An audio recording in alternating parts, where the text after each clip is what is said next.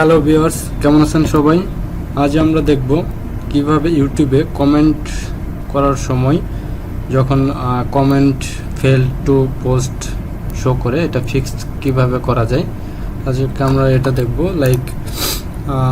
এখানে কোনো একজন আমাকে কমেন্টস করছে, তো সেটা রিপ্লাই দেওয়ার জন্য আমি যখন কমেন্টে কিছু লিখে অ্যাপ্লাই করব, দেন এখানে দেখা যাচ্ছে যে কমেন্ট ফেল টু পোস্ট। তো এইটা ফিক্স করার জন্য আমি আমার ভিডিওটাকে কিছুক্ষণের জন্য চালাবো। তো কয়েক সেকেন্ডের জন্য, ফিউ সেকেন্ডের জন্য আমি আমার ভিডিওটাকে চালাবো।